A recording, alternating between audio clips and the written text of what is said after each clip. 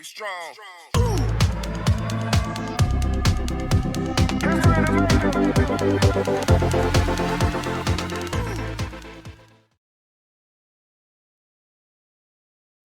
How you doing, everybody? It's me, Max Farrow from Panther Martial Arts University. We're going to be talking about the 10 laws of Kenpo in this series. So down below, you're going to see the laws written out, as well as a brief explanation and brief video on each one of the laws. Each week during our curriculum, we're going to expand on these laws with actual processes through the movements of class structure and sort of break them down, and even some what-if questions if you have some in the comments as we go along. The 10 laws are written out in this curriculum just right below, as well as videoed throughout the process down below. So let's get started. Law number 1, the law of circle and line. Very important. One of the why we put it in the front is because it's sort of the basis of everything with Kenpo, of either having a straight line or a circle or a radius process. We do have angles, of course, but they're just straight lines put together. Okay, so if somebody's attacking you in a straight line, coming at you, overhead weapon movement, most of the moves that we teach, you begin to start to do a circular process of moving to the side or parrying around the opponent, right? We're coming around the side to be able to hit and move and punch using certain momentums, whatever. But when an attacker is coming at you via circle, like a big haymaker punch, we immediately use a straight line to attack the oncoming onslaught, whatever it may be. But the process is still the same, and the law still figures out. When an attacker comes at you in a straight line, you attack with a circle. And when they come at you with a circle, you attack in a straight line. It's also true in some of these processes that we back up in a straight line or a circle to move out of the way. We refer to as a zone of sanctuaries, cross blading, evasion, those kind of things as well, depending on whether you go into circle step or straight line step. So there's a lot to learn, and we'll have some examples through curriculum to be able to do that. But this is the law of circle. Law number 2 is all about the law of strike first. Now, this law has 2 meanings. The first meaning being that the art of Kenpo is more of a striking art than a grappling art. But we have a process of about 70% worth of punches and elbows, upper body solution, and about 30% footwork at this level, okay? In Kenpo, we stand more to strike and to touch first before, or set, if you will, before we kick as well. Rarely will we ever kick first in the process. The second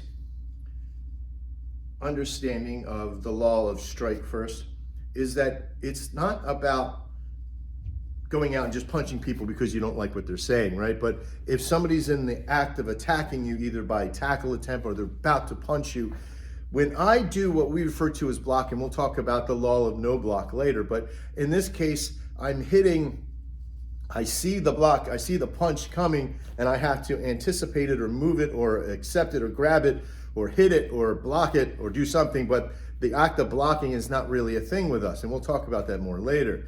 But when I first strike out to hit the block, I'm actually striking that block, okay? That concept becomes a little bit foreign to some people when somebody's about to go out and punch and you hit them in the arm and in the side of the face before they even know that the punch has come out to hit. And that is where primarily the art of strike first is coming into play, is because in our block, in our movement, even our parries of moving to the side, we're really striking the object first before they're able to hit us. And that's in almost every single martial art move that we have. We don't really get hit first, maybe grabbed or we're about to get, but if we're about to be struck, we're actually striking first at that point. There's only a couple from a tackle attempt to handshake where we originally, we grab and we hit first before they've even laid contact to us, and then that capability. Also keep in mind that we don't have a lot of grappling moves in Kenpo, and if we do, or throw moves, if we do, they're usually left to the last result. There's a few that we do a kick it to the bottom as we throw them down to the ground, and we kick them and twist them and do a whole bunch of crazy stuff to them. But in this world of the law of strike first, we really primarily look at those two main factors, that we're more of a striking art and we will hit first, and secondly, that the no block mentality of we're striking first before they hit us. Okay, we'll see you in the next one. So in this law, the law of multiple strikes. Now, in this particular law, we're going to be talking about hitting the opponent with multiple attacks, if you will. And why would we do that? We have here in the school a tempo that we apply. Now, in that tempo, we have this mentality that could be multiple strikes, or depending on like notes in a song, whether have quarter notes or half notes or full notes, really depends upon the practitioner and how they're delivering it. But the act of multiple strikes is really important. That the first is to defend or distract or set, or that maybe to daze a little bit, to move the body. But everything that we do with a strike in Kenpo is all about moving the target to the positions that we want them to be in. Whether the level of intensity that's desired to make that move and make that target really move doesn't need to be a lot. We haven't even begun to unravel the fact of elements yet either, and what element would be best in this practice of how much to strike, right? So if you think about striking multiples, but then each one has its own, maybe the first two or three are very light and yet movement, but then the very last, you apply the big what for, right? We also don't worry, as far as we key eyeing in martial arts, we don't key eye on every single striker to be like, the whole time, right? So we try to keep it down to maybe the last emphasis, maybe the punctuation of the move itself. Keep in mind too, that in this law of striking in multiples, that the saying of we first begin to set our opponent up and then take him out is a amount of moves that happens that will only be set by you, the practitioner, and your what if to practical application. Okay, this has been the law of multiple strikes. This is the fourth law, the law of targets. And the law of targets represents, which I like to jokingly put, the law of hitting all the squishy parts, right?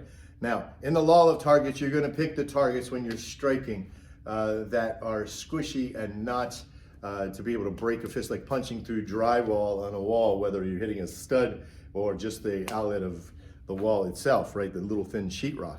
In our body, we have multiple areas that we could hit that would create damage immediately. The throat, the nose, the mouth, the right behind the ear itself, the neck, anywhere in the neck position, the side here, this floating rib underneath the rib, the solar plexus, even at the base of the collarbone right here, hitting down. Doesn't take much pressure to break that. The groin, of course, the stomach, the lower abs, the kidneys, the liver, the places that you're going to hit along the process. But would you hit somebody directly in the forehead? And the answer is no.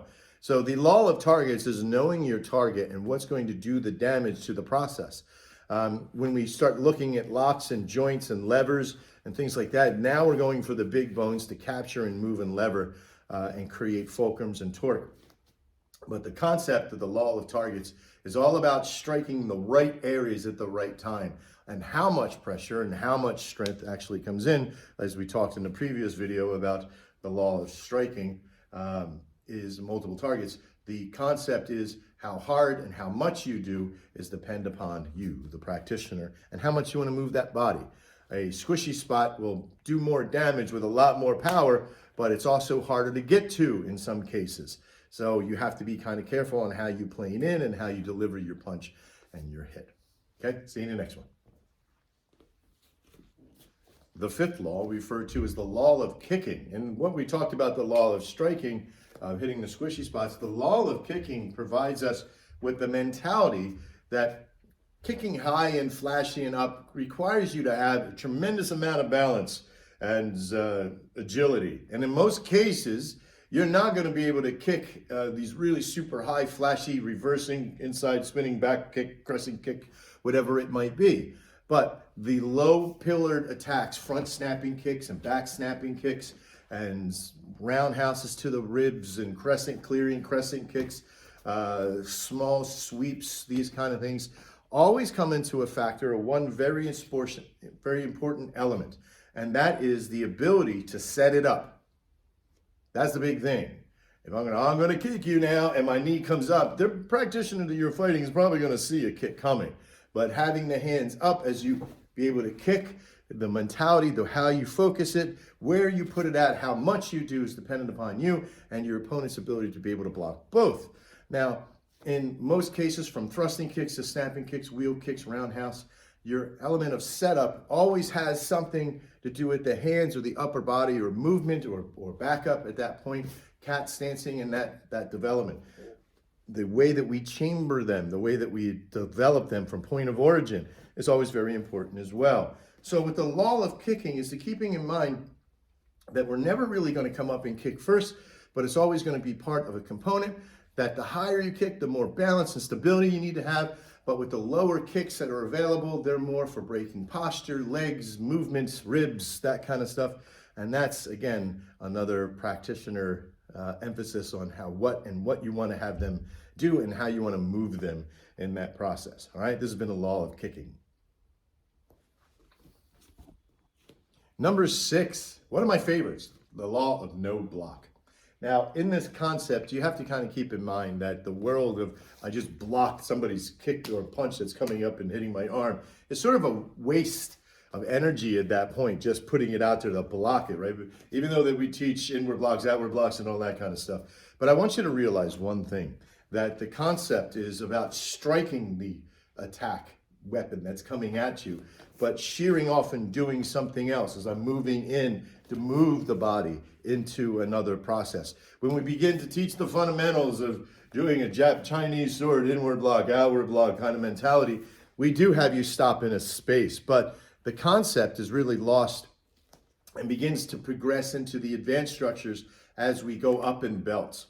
Now, this process of the no block also refers to just getting out of the way, right? So not just hitting and striking and moving on, but sometimes the best option is not to block or parry, but just move out of the way, right? Just move straight out of the way into the process, or move to a point where the attack's not happening. And that becomes part of your solution.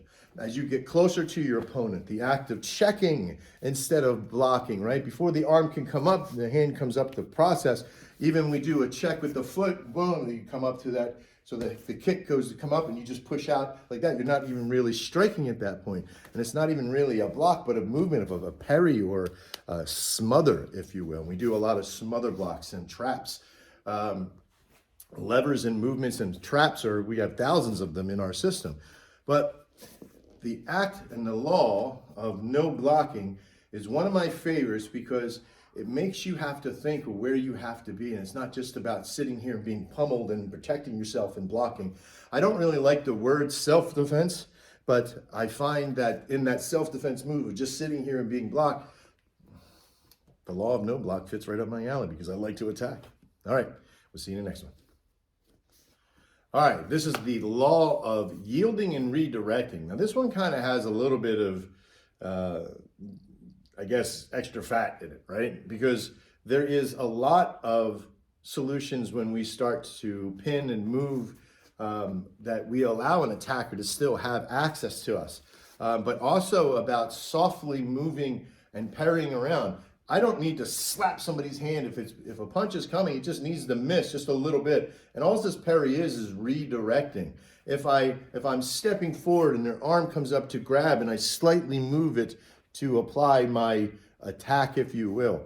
The concept of the previous video of the attack of the no block is not just about that we don't do blocks, we do strikes, but we don't do blocks. We don't block hard. We block soft or movement or redirect. Even if I'm hitting here to block a punch or a grab, I'm just moving the hand out of the way. Instead of really hitting the hand to move it out of the way, I'm just moving it, but applying the pressure of redirecting.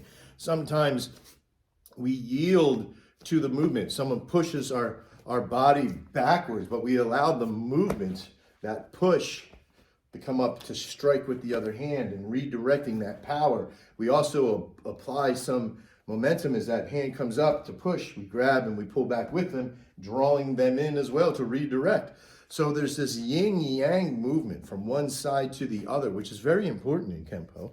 But the concepts still of redirecting and yielding are all about you having the availability to see when to strike softly and when to strike hard, when to block soft and strike hard. I think that's the motto that everybody goes by, right? Block soft, strike hard. There's been the law of yielding and redirecting. This is the law of mobility. And the law of mobility is a little bit controversial for me, right? Only because it's always misconstrued as the boxer shuffle, which is this thing, right? Being able to keep moving. But that wastes a lot of energy for me, because I teach Kenpo walk here at Panther Kenpo, which is a process of movement that we allow ourselves to be able to move and keep moving. I don't need to apply a lot of heavy jumping up and down. Plus, if you see my body to be jumping around, it's a lot of pressure on the joints. But to fluidly move out of the way, always knowing that you can have a position to move forward, is very important, to be very mobile. Now, if somebody comes up to fight and you have your hands out, I'm not going to be bouncing around and having a moving target mentality. But the moment he begins to strike is the moment that I move and I start applying my process of mobility. So when you apply it is just as important as how you apply it in this process, okay? So learn to Kenpo walk, learn to be able to move fluidly, even from the line and circle mentality of how to move forward linear or how to move in a circle to be able to attack your opponent, okay? This has been the law of mobility. The law of flexibility. Well, we're getting closer to the end here, but the law of flexibility really stipulates that you should, and of course, in any martial art, try to be in the best shape you possibly can, but in the real world, you should get up in the morning and be stretching, because you never know when you're going to need that. The lack of flexibility will create stiff joints and stiff movements that even if you were to try to do a simple knee, you're going to throw your back out kind of mentality, right? So there are some processes also that if we can't structure a good kick with good flexibility, then we're not going to apply the proper power and structure to it, okay? Being able to move and out of the way of a kick or a punch, or be able to redirect and go back at it, is very difficult, especially depending on the build and how hot and how big and you are or small you are at that point. A 110-pound person going after 220 to 230 pounds, somebody who has 100 pounds on them, the flexibility has to be a little bit different, right? You're not going to go straight at them. You're going to find other ways to be a little bit more fluid around them at that point, right? Use your mobility to bring in, and if you're flexible enough and how you kick the back of the knee to move, right? So make sure you're always stretching, you're always applying some sort of movement to your body in a standard process that we will be teaching in Kenpo as well. But the law of flexibility for me is to have the process to be able to outreach and grab and move without pain. That's what we're hoping on, right? We'll see you in the next one. Law number 10, the law of warrior spirit. This is one of my favorite laws because it sort of encompasses everything with Kenpo, martial arts, and lifestyle, everything wrapped in the very last law, a law of warrior spirit. Now, there's two types of warrior spirit that I consider in my world of martial arts, the internal and the external.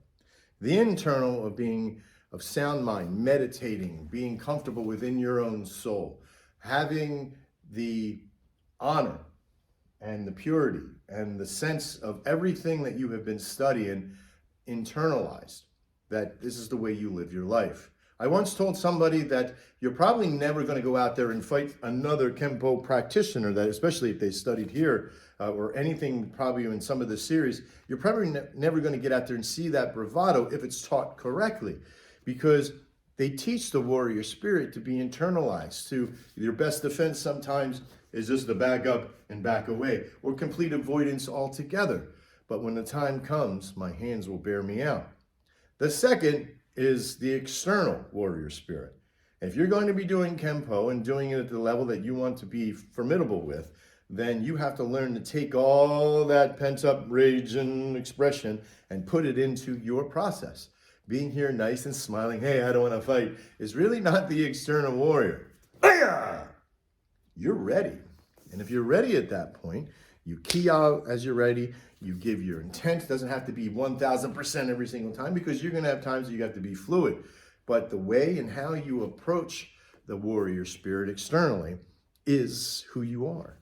And so if you're conflicted, if you're having hard times, and you're thinking maybe both the internal warrior spirit and the external can't seem to find their way, then sometimes meditation and calming the soul will give you the opportunities to know when to switch the external on. Now remember, you can't keep the external one on all the time either. You can't be running around like, I'm going to go to Dunkin' Donuts. Okay? You have to kind of keep it at bay and prepare to deliver it exactly when you need.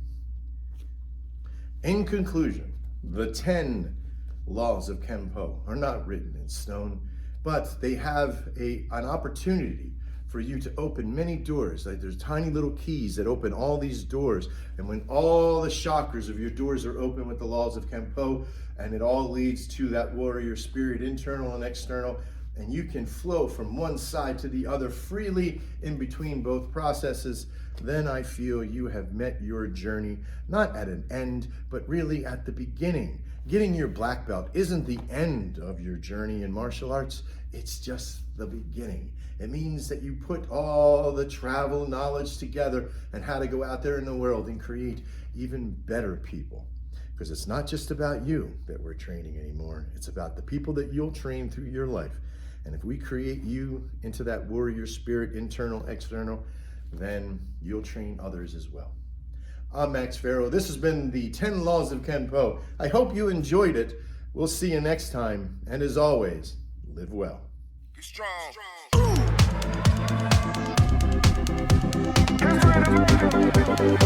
strong.